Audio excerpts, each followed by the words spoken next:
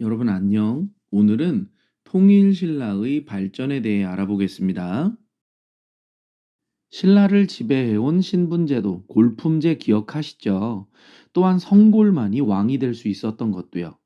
그런데 진덕 여왕이 죽은 후 아무리 찾아봐도 성골 남자, 성골 여자 모두 없었어요. 그래서 진골에서 왕위 계승할 사람을 찾던 중에 화백회의 수장인 상대등 알천이 추천되었습니다. 하지만 알천은 나이도 많았고요. 본인 스스로 왕위 계승 생각이 없어서 김춘추를 천거합니다. 사실 김춘추는 할아버지 진지왕이 폐위되면서 성골에서 진골로 강등되어서 명분은 충분했고요. 그의 아내 문명부인 문희는 김유신의 여동생이었습니다.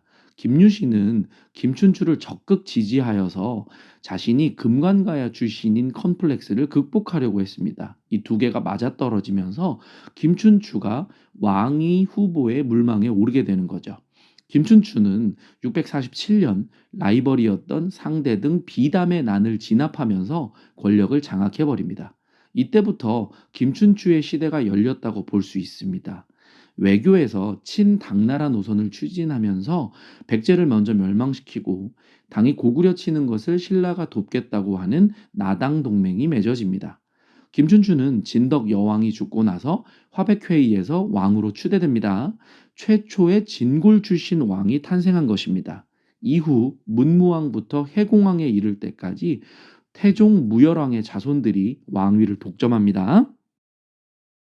아버지 무열왕이 죽자 그의 아들 김범민, 문무왕이 왕위에 오릅니다. 문무왕은 삼국 통일을 완성한 왕으로 잘 알려져 있죠. 그는 백제 부흥운동을 진압하였고 고구려를 멸망시키죠. 하지만 당은 평양의 안동도호부, 웅진의 웅진도독부, 경주의 계림도독부를 설치하면서 나당동맹의 협상 조건을 이행하지 않습니다. 대동강과 원산만을 기준으로 영토를 분할하기로 했던 약속 말입니다. 문무왕은 당의 한반도 지배 야욕에 맞서 매소성 전투와 기벌포 전투를 승리로 이끌며 당을 한반도에서 몰아냅니다. 문무왕의 뒤를 이은 김정명, 신문왕이 즉위합니다. 신문왕은 즉위하자마자 강력한 왕권 구축에 힘쓰는데요. 김음돌의 난을 처리하는 과정에서 아주 냉철한 모습을 보입니다. 김음돌은 김유신을 도와 고구려 정벌에 참여하였고 신문왕의 장인어른이기도 했습니다. 하지만 신문왕은 진골 귀족들의 자신에 대한 위협에 대항하고자 본보기로 김음돌을 가차없이 처형하고 김음돌의 딸 자신의 아내 김씨를 출궁시켜 버립니다.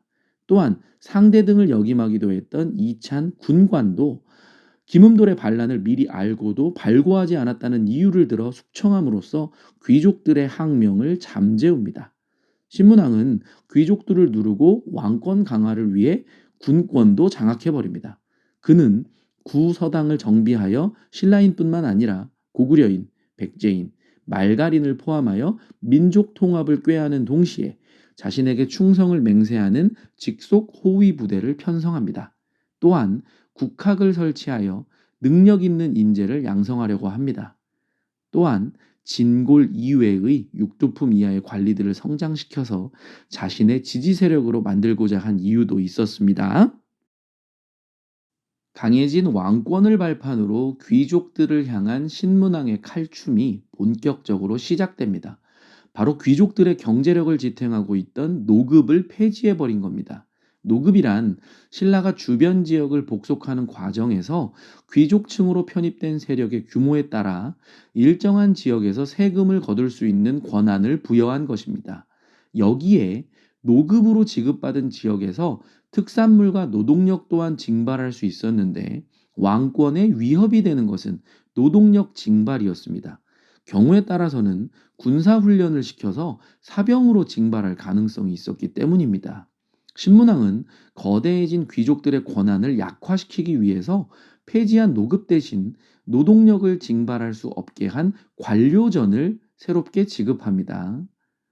또한 성덕왕 때는 왕권이 강해진 것을 바탕으로 나라의 땅은 모두 왕의 것이라는 왕토 사상에서 출발하여 백성들에게 땅을 빌려주는 것에 그치지 않고 농민의 토지 소유를 국가가 승인했다는 의미로 백성들에게 정전을 지급합니다.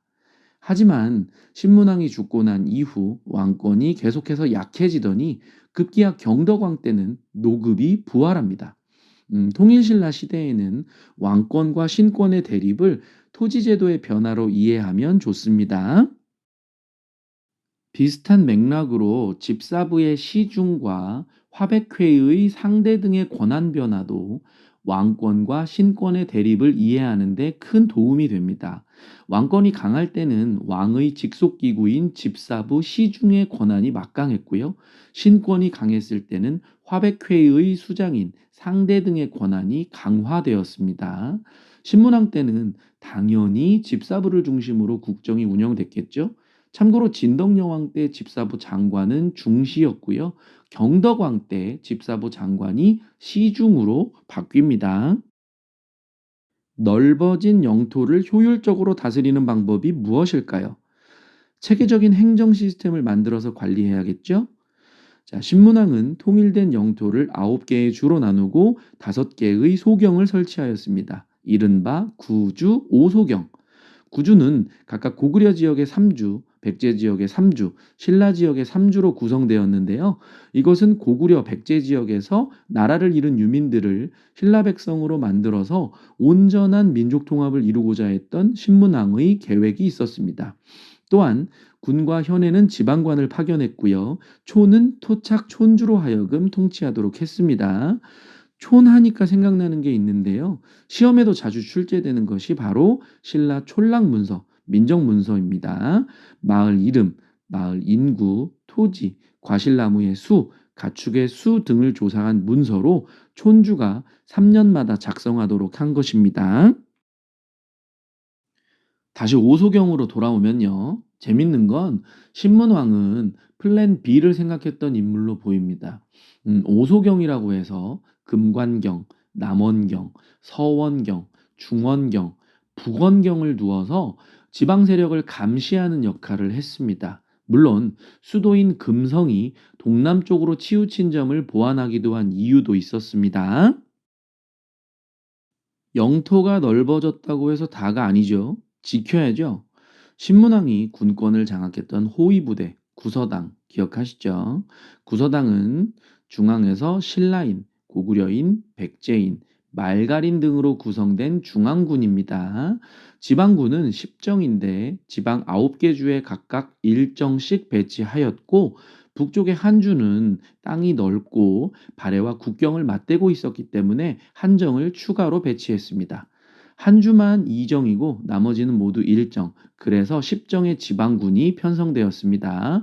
저번 시간에도 말했지만 발해의 중앙군 10위와 혼동하지 마세요. 지금까지 삼국을 통일한 신라의 모습에 대해 살펴보았습니다.